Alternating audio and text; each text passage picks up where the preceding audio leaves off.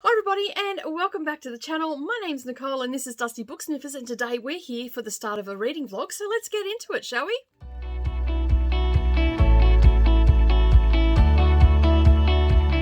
Good morning or good evening everybody, and welcome to another reading vlog. This reading vlog is all about my May TBR. Now if you haven't seen that video, I will link it up somewhere up the top and also down the bottom. You can go and check that out. You'll see all the books that I'm going to be reading this month, and I think by the time we got to the end of that video we worked out that there was about 28, and I included all my classics as one book, one 400-page book. So that's why, even though there's a lot more than that. So yeah, but I'm going to be vlogging all of the books that I'm reading. So basically I'm hoping to get one a week. And as of filming right now, it is actually the 1st of May. So I figured, well, I'll start it today and get right into it because I've got a lot of books to get through. A lot of the Kindle Unlimited books actually do have audio as well. So I will be doing some immersive reading from time to time and continuing on to read during the day while I'm working at the quilt machine or, you know, doing some sewing or whatever I've got to do and whatnot. I do have a lot of filming to do this week, so I won't be getting too much reading done during the day, so most of the reading will be done in the mornings and in the evening. All right, so I just want to talk about, first of all, a couple of books that I have already read, but these were started a couple of days before the end of April. So one was the last week of April that I haven't talked about, so I'm just going to talk about it now. This is Away with the Fairies. My husband has been on my case to read Kerry Greenwood, and she is an Australian author, and I'm trying to read more Australian authors, and I thought, oh well, why not? I got this at a secondhand books sale here in Kingaroy a couple of weeks ago. I think it was at the end of March, sorry, and this was only $1, and I thought, well, it's a great way to see if I'm going to like it or not. It's a 3-star read from me. It's a great little murder mystery. It's set in the 1920s, and yeah, Bryony's a bit of a sassy sort of broad and whatnot.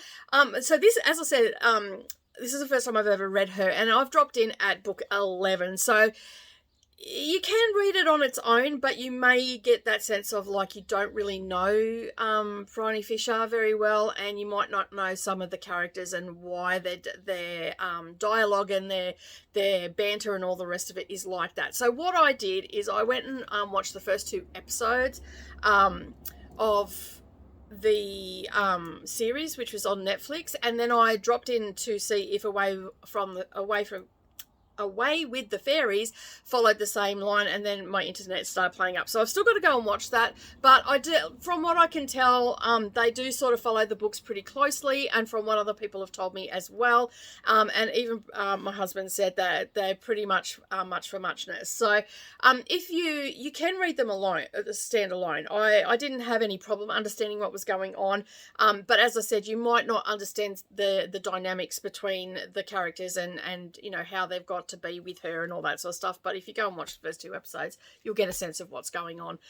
So as I said, I gave it a 3-star, and I've got another 2 of these books to read on my bookshelf. But I did find on BorrowBox that through my local library that most of them, all but 2, I think, are on there. So I'm pretty excited about that because they're either on audio or on ebook, so I can continue reading them. And these will be like a good palate cleanser, so to speak, like a good in-between book when you just read a heavy book or a really intense thriller or something that has sensitive subjects in it.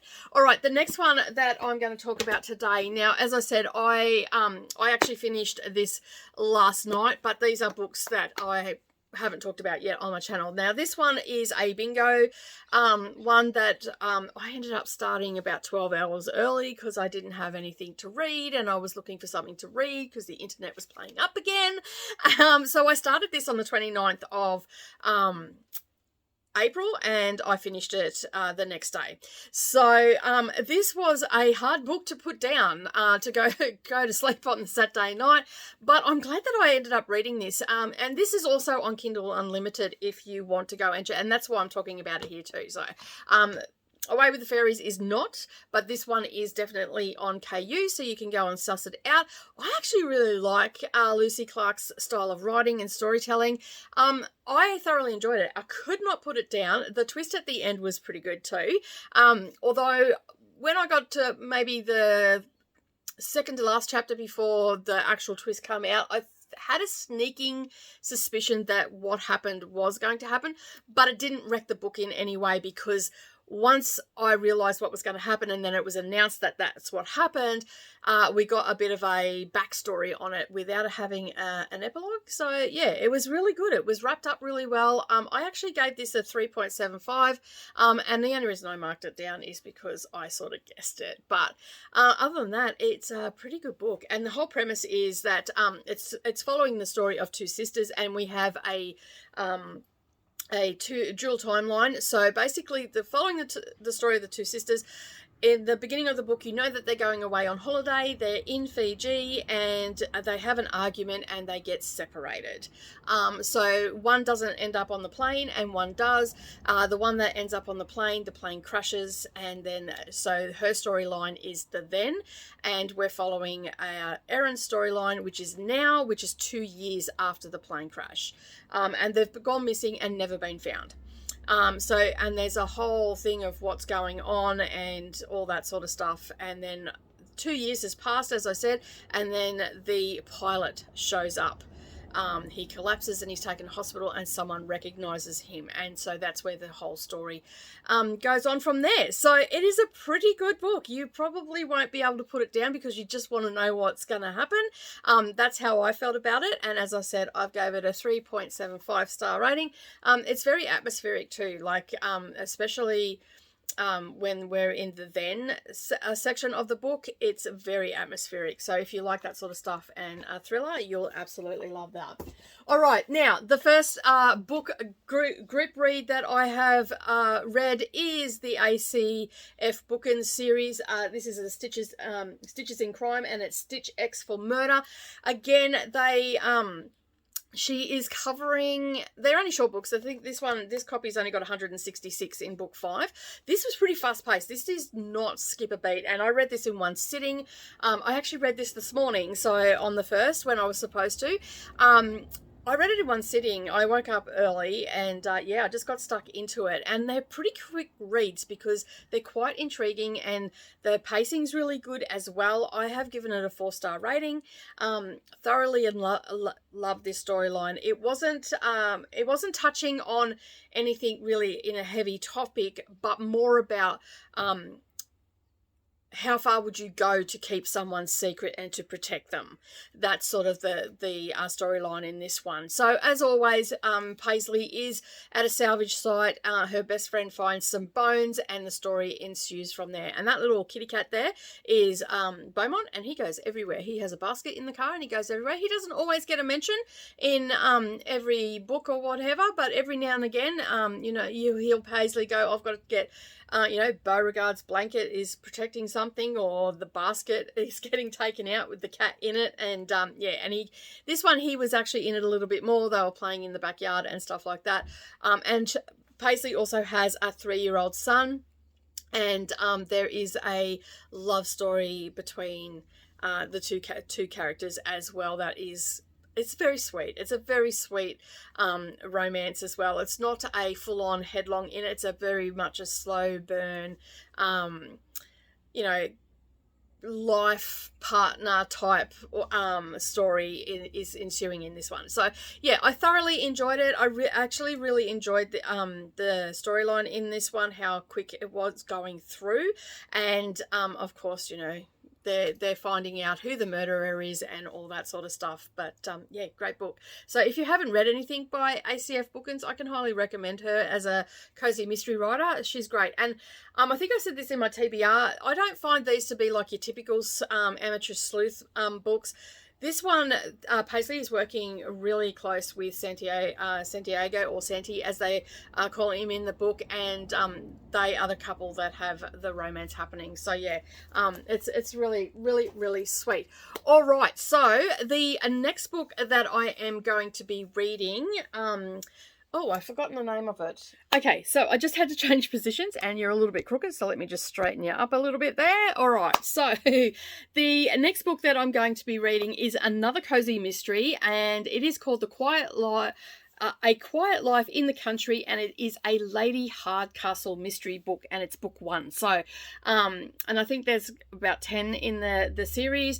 It is basically a, let me just bring it up and I'll tell you exactly what it is about, and then I'm going to get stuck into reading it. This one actually has audio. That was also another thing I wanted to check too. So this one actually has 10 in the series. It is called A Lady Hardcastle Mystery, which I think I just said.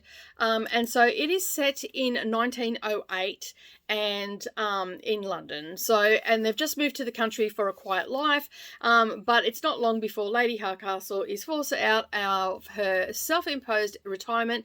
There's a dead body in the woods and the police are on the wrong scent. So Lady Hardcastle makes some inquiries of her own, and she seems to know a surprising amount about the crime investigation.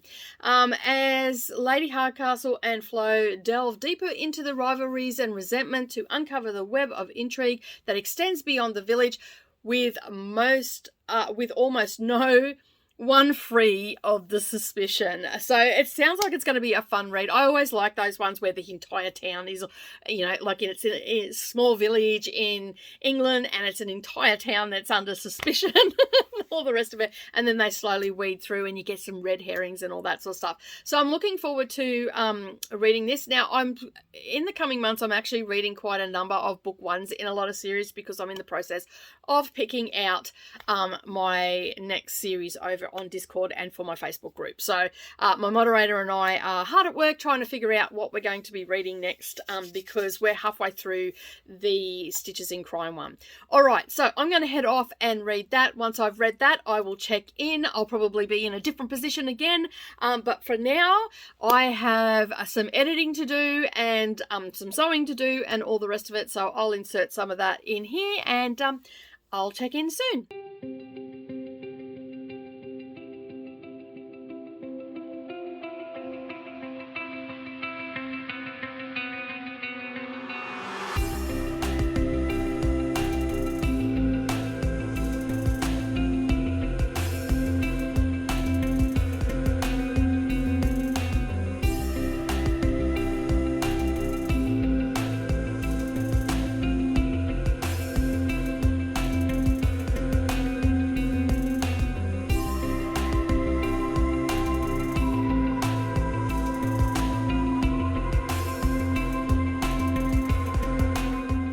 Morning everybody and welcome back. I am here for my first check-in on my second book, and the book that I am reading right now is Quiet Life in the Country. It is a Lady Hardcastle cozy mystery and it is by T.E.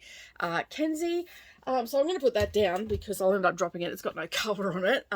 So what's going on with my hair this morning? Anyway. It's beside the point. All right, so I started reading this yesterday after I done the intro and all that sort of stuff for the month, and I started reading this and I got right into it, and I've done a little bit more reading this morning. I've slept in, so I'll probably get it finished tonight because I'm up to chapter 8. But yeah, I'm really liking it. Like, so at first I wasn't too sure whether I was going to like it. It's set in 1908. We have Lady Hardcastle and we have Flo, her lady's maid, and they've just left London and they moved to a small country village. So we're in 1908. So around that time, London had electricity, but a lot of the small country towns didn't have electricity. And I'm just going to talk about one of the bits of banter very early in the book because they've just arrived at their new country home. As I said, it is a lady and her maid, but they have such a close relationship that bordering on, like if it was a true environment of that time, the maid would have been like gone on that, because she is a little bit sassy and cheeky and all that sort of stuff. You know, she's got attitude. So basically this book is being told, it's a Lady Hardcastle mystery, but it is actually Flo telling the story, narrating the story. So basically there's one section in there, they've just got to the house and Lady Flo is having her thoughts of, oh my goodness, we don't have any food here. Did you bring this? Did you bring that? Because they've moved to somewhere where that doesn't have electricity. And Flo is like, who is also called Armstrong in the book as well. So when they're out in public, they use formal terms and all the rest of it. And but when they're alone and whatnot, they use more personal terms for one another. Although Flo still calls her my lady, but because she just can't get past that. And anyway, so they've arrived at the house, and Flo is just like, Lady Hardcastle has asked for, like, what are we going to do for food? And Flo said, look, I organised it. The pantry should be full. So they went and checked that. It was there. And then she's like, oh my goodness, Lady Hardcastle goes, oh my goodness, we don't have any lights or lamps or anything. And then Flo's going, they're all over there, and all the rest of it. And then Lady Hardcastle turns around to Flo and says, what would I do without you? And as quick as anything, Flo turns around and goes, you'd starve in the dark. I had a mouthful of coffee when I read that and nearly spat it everywhere. It's so funny, and the banter between these two is just excellent. So I'm having a lot of fun reading this. As I said, I'm up to chapter 8 and I should be finished this afternoon. So the next time you see me, I will be doing a wrap up of the book and whether I'm going to continue on with the series. So have a good day, everybody, and this is what I've got up to in my day, and so you get to see a little bit of this and that, what I'm doing, and I'll talk to you soon.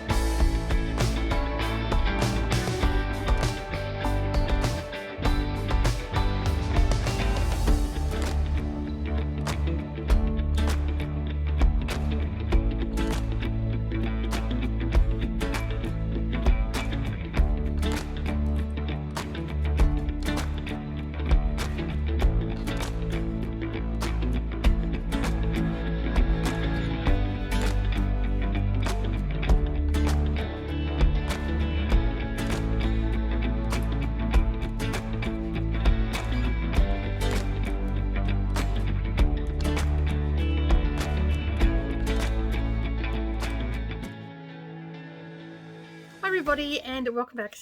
Today I'm here to just check in and do a wrap up for the Quiet Life in the Country, a Lady Hardcastle mystery that I just read.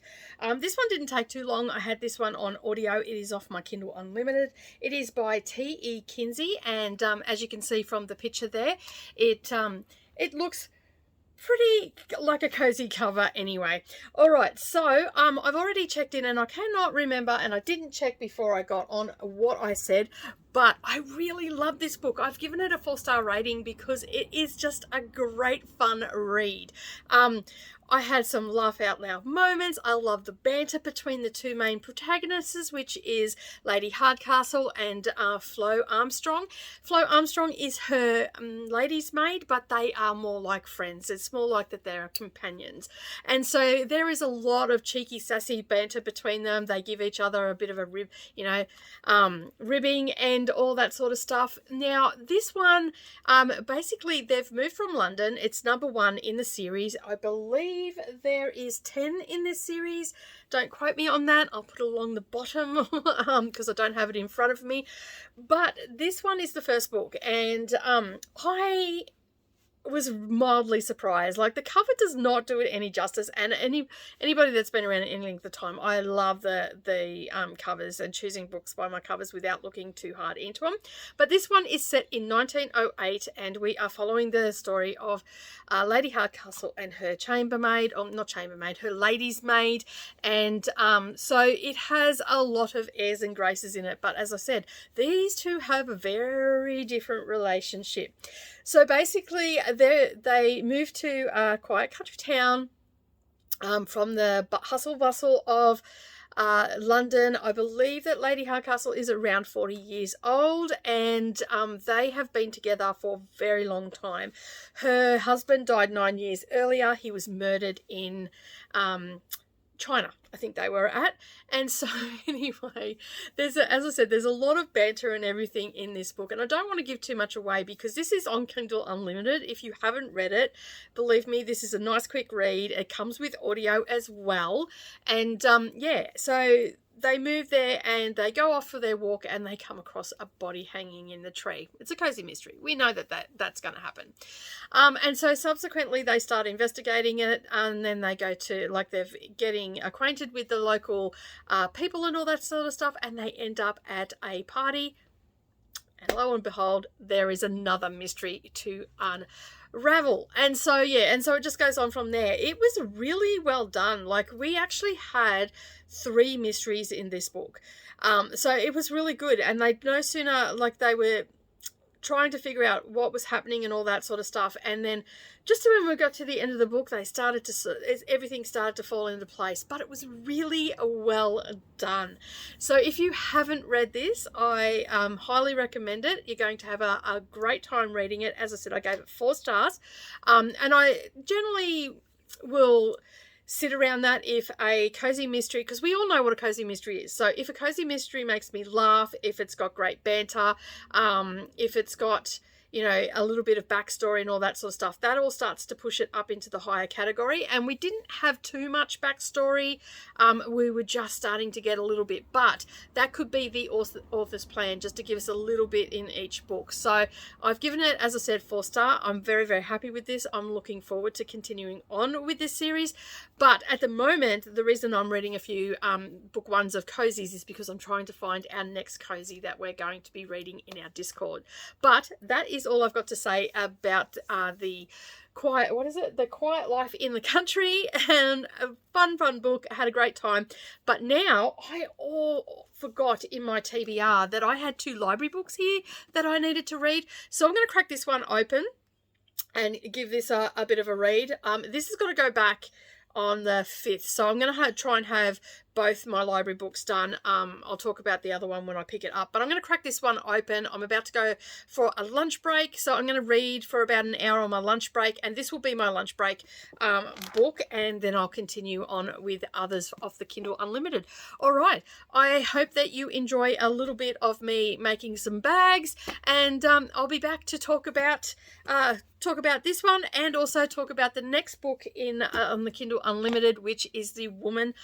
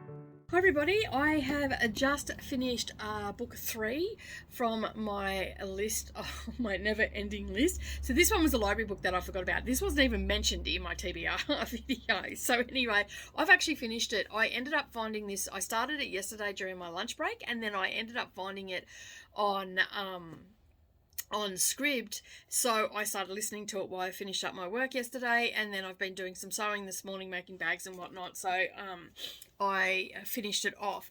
Now, this book has a witchcraft, murder, and a town with a lot of small secrets, and it is based around, I would class it as dark academia, I guess. I've not read a lot of dark academia, so take that with a grain of salt. Okay, so anyway, we are following the story of Violet. Now, Violet, in the opening pages, we know that there is a girl that's been posed on the swing, and that she's dead. She's all dressed in white, and there's only 3 girls that know actually what happened. There's no known cause of death or anything, so they're in the opening pages, and there's also Violet is in the opening pages as well. So she is the main protagonist, and she is the one telling the story. So it's from her point of view.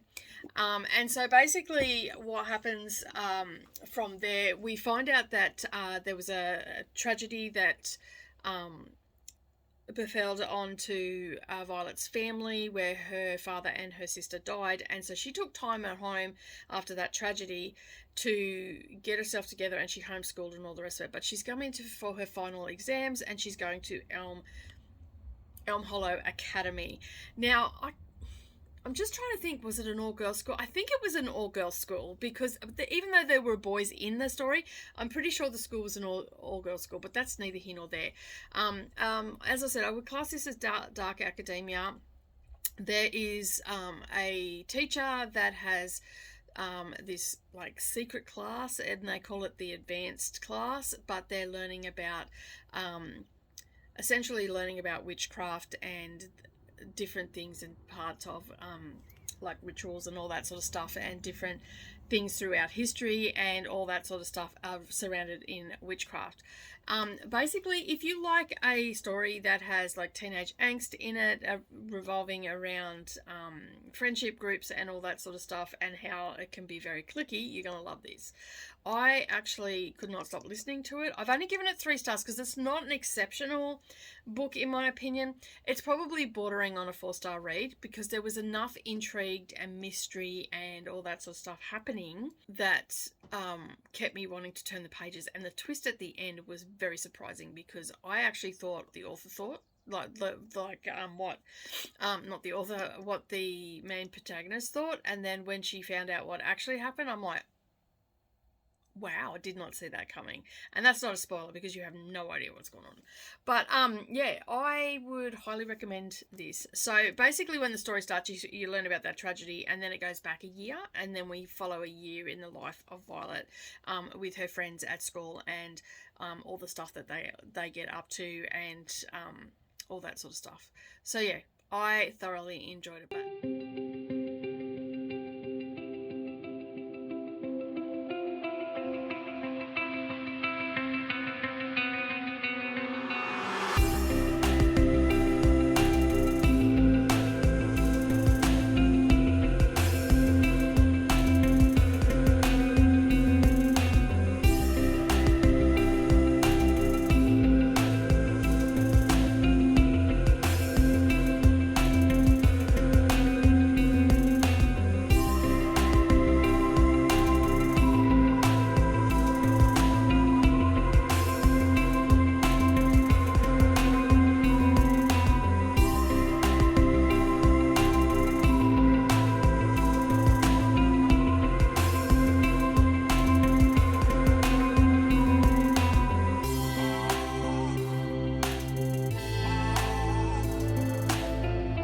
Everybody, and welcome back. Today I am going to talk about The Woman on the Orient Express. This is by Lindsay Jane Ashford.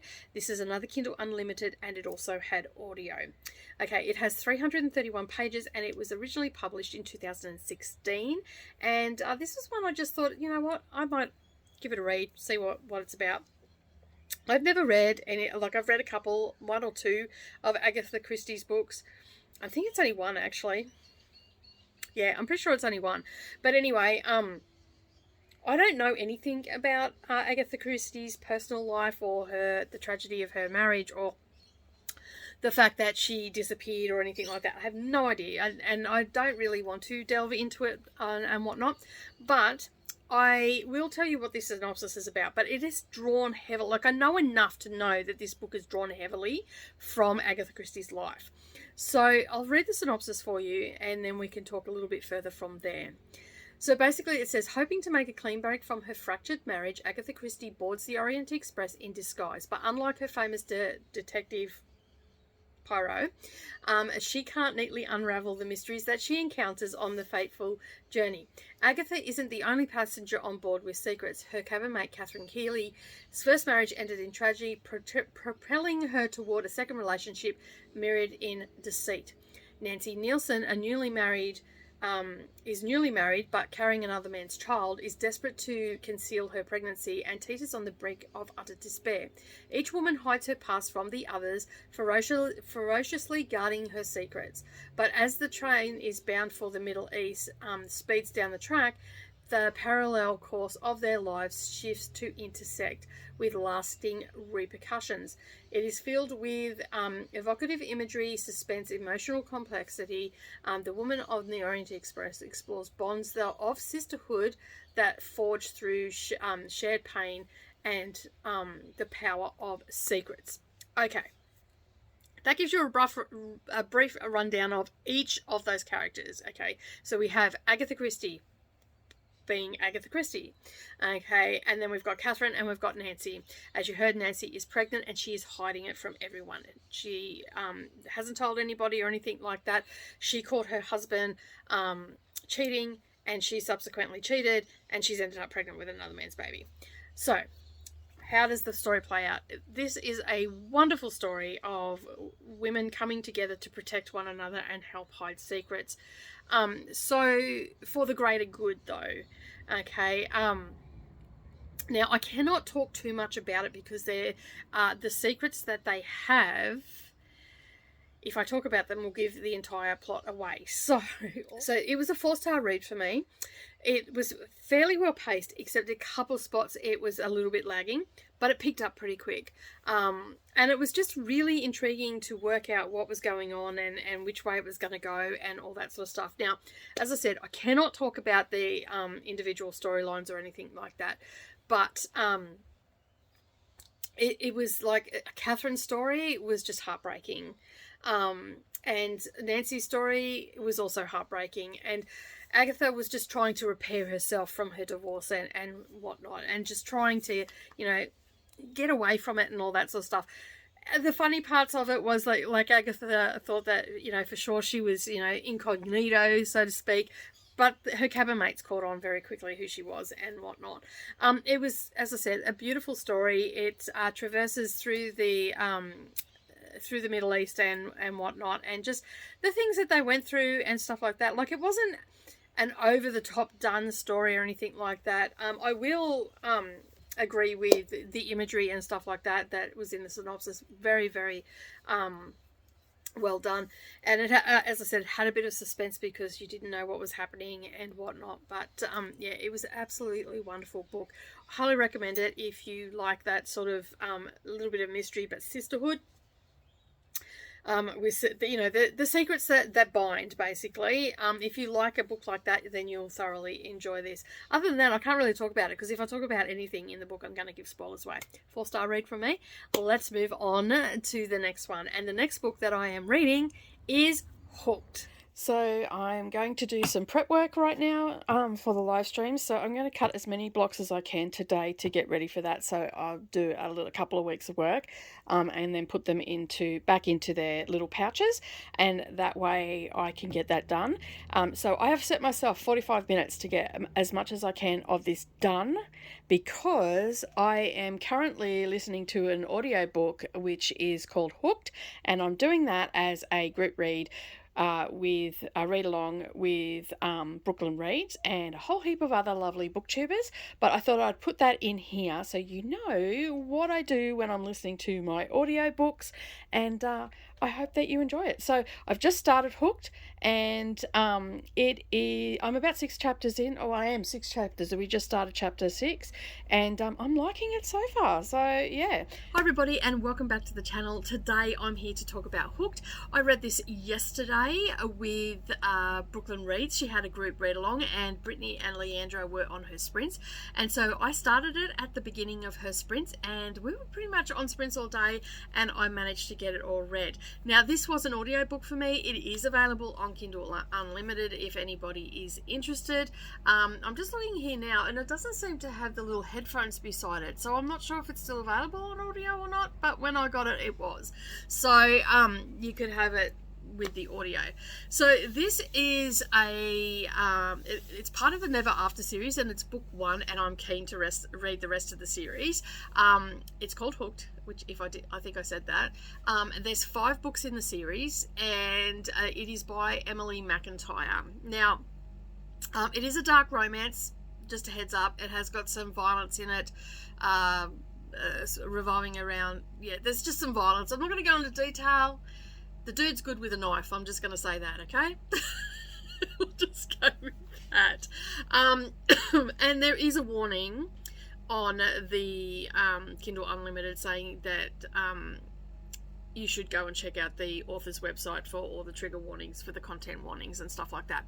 So basically, it is a story of revenge and someone being used as a pawn. So James has always had just one agenda. This is just from the synopsis, and I'm just going to briefly go over it. He's had one agenda, and that was to seek revenge on Peter Michaels, his sworn enemy. And basically, as you start reading the book, you know that this person is his enemy, but you don't really know why. And as the book progresses, it tells you why. So he is going to use Peter Michaels' daughter as a pawn in his enacting his revenge. And so basically he meets her, decides that he's going to use her as the pawn, and then the story unfolds from there. Now, I don't want to talk too much about it because I know that a few people are still reading it that watch my channel, and basically I don't want to spoil it. There are more sprints happening over on Leandra's channel, and I'll link that up down below. They're coming up soon, so if you want to read it and join in the fun. I think she's up to chapter 21, and she was going to leave it there until her sprints. It's her first dark romance, so it's quite exciting to see her reading it. I'm not 100% sure if Brittany has any sprints for it, and I believe that Brooklyn has some more sprints for it as well. So I will leave all their channels down below, and you can go over, because it's a really quick read, and if you can get it with the audio, it's even better. So the thing is, though, he goes to like a little bit more about the story. Did I say that it was a Peter Pan retelling? I don't think I did. Not a retelling, reimagining on the dark side, basically. So we've got Wendy, we've got Peter, we've got James, who goes by Hooked. And there's tiny little snippets all through the book that refer to Peter Pan's story that you probably all are familiar with, and all that sort of stuff. So it's really exciting when they sort of pop up. You start to see the comparison and all the rest of it. This is so not... like, it's not a fairy tale at all. So basically, I had a fun time reading it. I highly recommend it if you like dark romances with a fairy tale spin, like a retelling, a reimagining on the dark side. I think you'll thoroughly enjoy it. I'm looking forward to going into the rest of the series, but I'm going to wait until Brooklyn starts reading, because she's keen to go into it as well. So basically, James is trying to seek revenge on Peter Michaels for a particular reason, using Wendy as a pawn, but then he also has a situation happening within his organization, and he needs to find out what is going on there, and so it sort of derails his revenge a little bit. And also he's starting to fall for Wendy as well. And then I'm just going to leave it there, because I think this is a book that you should experience yourself. If you've not read a dark romance before, it's not a bad place to start. Like, it's not a bad place to start, but just go and check the author's website out for the content warnings and stuff like that, just to make sure that it is something that you're going to read. If you don't like explicit sex and you don't like graphic violence, like, it's not super graphic, but it's graphic enough for you to go, that was a cringy moment. So yeah, just go and check out the warnings, but I've given it a 4-star, and as I said, I'm looking forward to reading the rest of the series. But that's all I'm going to say on Hook today. And so I'm going to head off and get into my next book. Hi everybody, how you going? Okay, so I am checking in. Now, I didn't do a check-in for this. I have just read the book and got basically done it in a couple of days. So I started this the other night, and it was too dark to film and whatnot in my room, so I just didn't worry about it because it turns out a little bit grainy. But anyway, I started The Woman Who Breathed Two Worlds. It's by Selena Siak-Chin-Yok, and you can see the cover there. This is the 5th book of that I've read for this month. Now, we all know that I've got 20 books to read on Kindle Unlimited, then I've got a heap of bingo prompts and all that sort of stuff, and I also chucked in 2 extra library books. I have not read the second library book yet, but anyway, that's beside the point. But this is the 5th book for the month, and we're on the 5th of May. I am currently got 14 minutes left on my last sprint. It's Friday afternoon. This book had 474 pages. I thought it was 50. I kept saying it was 50, but it was 74 pages. And yeah, it was really, really good. So this is a Kindle Unlimited book, and book 2 from the same author is also, it's a Malayan saga as well. So what's a Malayan saga? Okay, so it is a saga essentially. It is following the life of our main protagonist, which I cannot pronounce her name no matter how much I try. Chailun, it's how it's pronounced.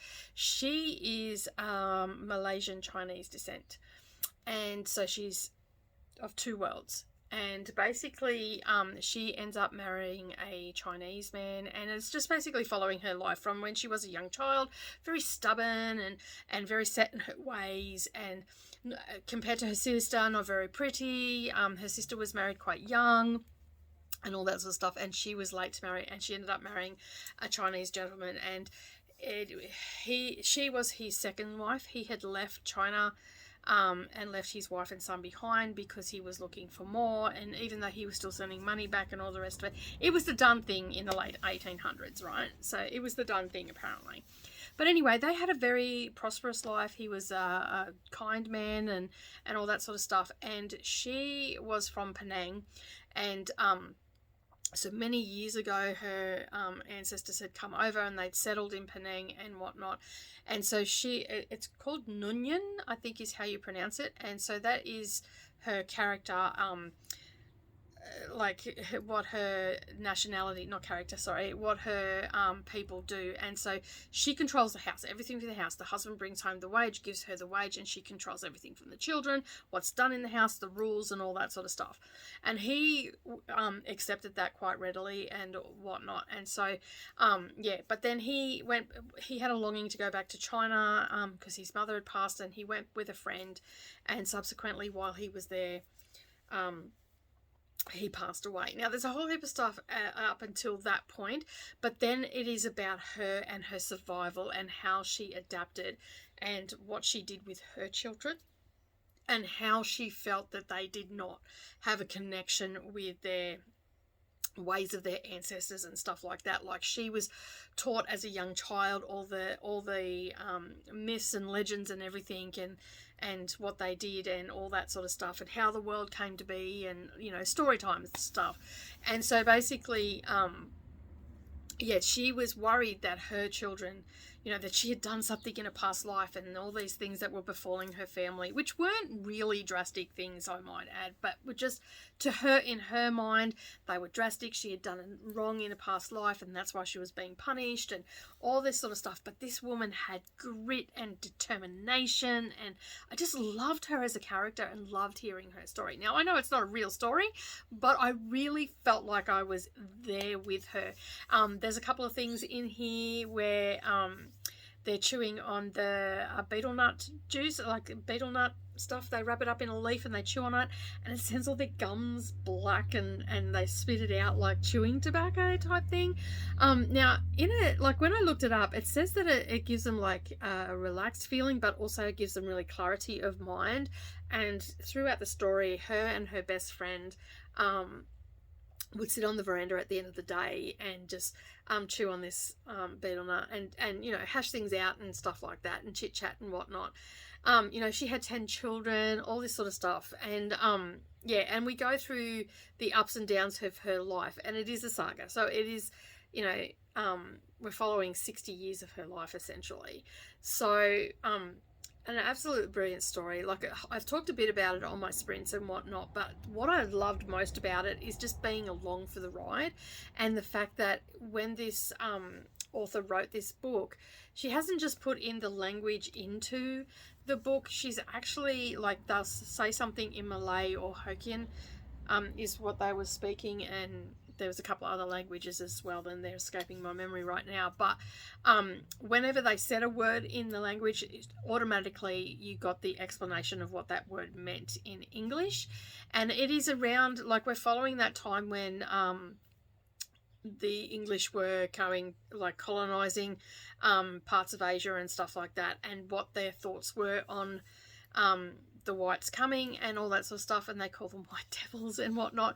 But her best friend, once she got to Impok, where there was mining and for tin and stuff, she met a woman there that she became very fast friends with when she was a newlywed, and she ended up having a child with what she called a white devil. And so they sort of had it out a little bit, and her friend and her struck a bargain where that she wouldn't call him the white devil, even though that's what her best friend knew she was thinking, and all that sort of stuff. And there was just a lot of lovely friendships and banter, and just, as I said, the sheer determination of her will to survive. Like, she was when her husband left to go to China, he was only going for a little while, but he left his affairs in order.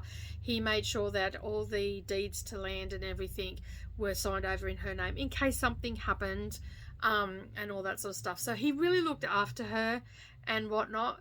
And she held on to that land all that time, through all those struggles, through the Depression, through the war, through Spanish flu, the whole lot. And while we were going through these significant times, because I think it was in the 1880s that we started the story, late 1880s, early 1890s, and we ended in 1941. So at the height, just as the Japanese invaded Malaysia. And so from the cover of the next one, it looks like we're going to continue on from there. So we will probably be following one of her children, or her daughter-in-law, or something along those lines.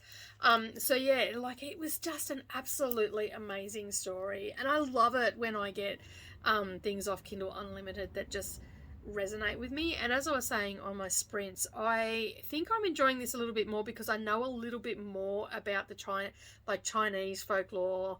Not a lot, just a little bit more, and Malaysian folklore. So for me, it sort of was familiar, whereas in the past, I said, like, I read a Vietnamese story, what was it called? It was Build Your House Around My Bones, and I'm pretty sure that was a Vietnamese folklore story, and when I read that, I didn't know anything about Vietnamese folklore, so it was quite jarring to read, and I didn't fully comprehend the story.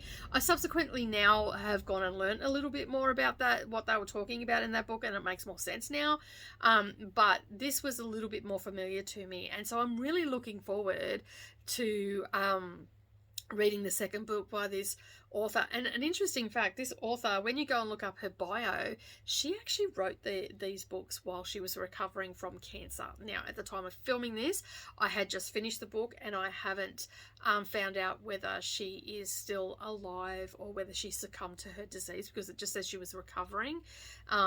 So I'm not 100% sure whether she is still writing or not, because I can only find 2 of her books. But this was 2016 it was published. I've actually given this a 4.5-star rating. And that's right now. I've given it a 4.5-star rating. But even just sitting here thinking about it a little bit further, I'm actually thinking I'm going to take that up to a 5-star rating. Now, I listened to this on audio as well as reading it on Kindle, and I must say the narration was brilliant. I was able to, like, it's a 17-hour, a little over 17-hour audio book at normal speed.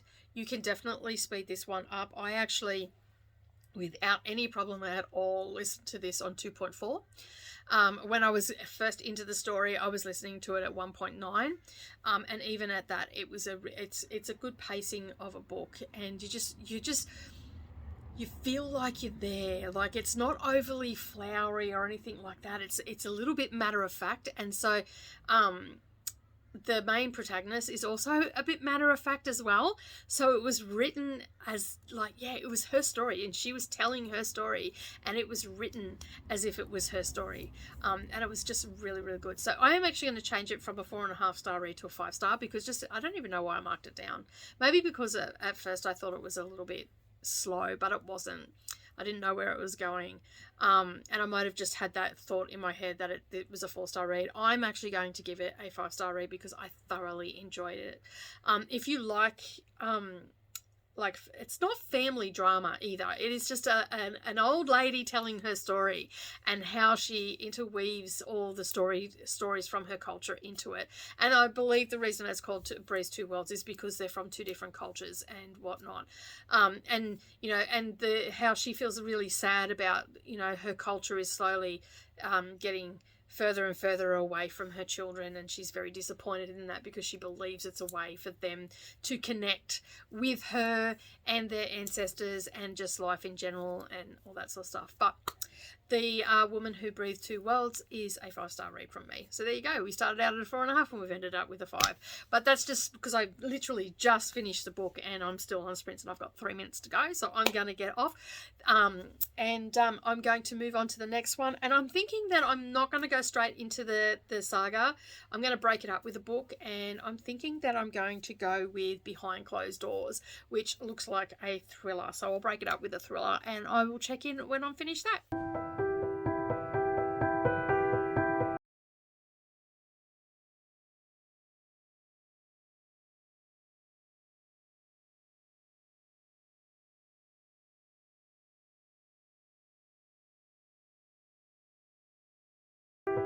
Hi everybody and welcome back. So today I'm going to be talking about Behind Closed Doors by Carol Weir.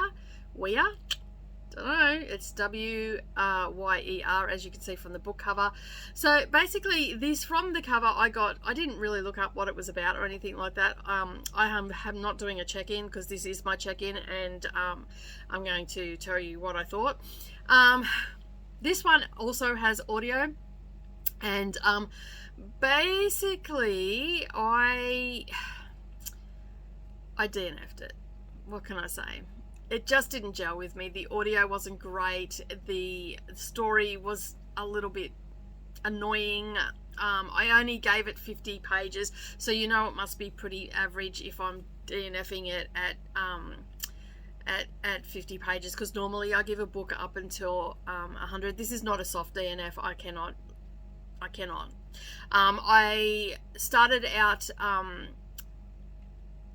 listening to it, and then I thought I'm not feeling it right here right now, so I'll pick up the Kindle and I'll wait till later.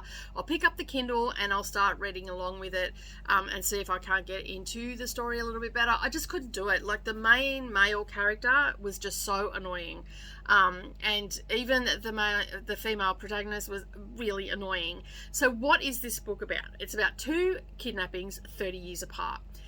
Stacy is the main female character in the part that I read.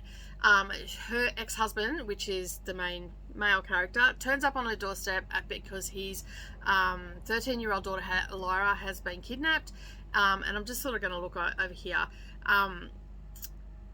And so, yeah, and Stacy was kidnapped 30 years earlier, and the rescue of her, and you find this out in the prologue. Does it have a prologue or in the first chapter? I can't remember now, but anyway, that's how much it resonates with me. So basically, Stacey was kidnapped when she was younger. I think she was about 16 when she was kidnapped, and it went really bad. Her rescue went really bad. Like, obviously she got rescued, but it went bad. Her dad didn't pay because he was listening to the police saying that, you know, you shouldn't pay, rah, rah, rah, and all the rest of it. Subsequently, she lost her little finger. As I said, you find this out. The first part of the book is a flashback to Stacey's kidnapping and all the rest of it. Then we get to day one, and what was his name? Jack? I don't know. Anyway, Lyra's father turns up on her doorstep freaking out about Lyra not gone missing and all this sort of stuff, and basically doesn't want anybody to get involved. Now, she's a journalist now, and so she is a really good journalist, and she has people in her arsenal to help without them being found out they're being helped, so she can get trackers and all this sort of stuff to try and track down. And it's sort of like, in 50 pages in, I just wanted to kill the main male character. Now, Stacey's never had any children or anything, so she's bonding with her stepdaughter because she was married to this guy, but it turned out that he was a real narcissist, and that was coming across, and I just couldn't deal. Like, I just could not deal with it today, so I have DNF'd it. I've just gone, yeah, nah, I'm done. And that, so the first off the list that I've DNF'd. I don't think I DNF'd any last year. I'm just thinking, I don't think I did. This is the first one. This is not a great book. I'm not happy with it. And I don't even think it's a me thing. It's just I cannot gel with the narrator. I cannot gel with the characters. Like, and sometimes you can pick up a book and you just know that you can't gel with it. So anyway, I'm going to move on to the next one. It is Saturday afternoon, so I am actually going to catch up on the Count of Monte Cristo and get that read, and then tomorrow I will have sprints. I'm planning for only staying on for a few hours, but generally my sprints, because I end up sitting here alone or whatever, because, you know, the family go, because I know my husband's got work tomorrow. He's got a big day at the workshop. I've got to clear some space out, and he's got no jobs on, so that's why he's going to go and do it tomorrow. And Neroli will be at work, so I just figured it's probably better if I just, yeah, I'll get on and I'll read the Count of Monte Cristo, and then the bingo prompt drops tomorrow as well. But that will be in next week's reading vlog, because I start my new week on the Sunday afternoon. Whatever I've read by the Sunday afternoon, I talk about that. Sometimes I might be halfway through a book or whatever, but yeah, so I'm only going to be reading the Count of Monte Cristo because I've got to catch up because I'm behind. But that is it for this week's reading vlog. I'm not going to worry about talking about the Count of Monte Cristo because I can't, because I'll give it everything away. By the time I'm finished, I should be just under halfway through. So we're planning on doing a live show in July, so some booktubers that are reading along with us will probably come and join us, and we're just going to talk about what we've read also so far. That'll probably be a little bit spoilery for people, so if you are reading along, make sure you catch up by then. And yeah, for the Serialized Book Club. But that is it for me today. Have a wonderful day, everybody. I hope that you enjoyed this reading vlog for the first week of May and what I got read. I didn't do too shabby. And I will see you in the next video. Bye for now.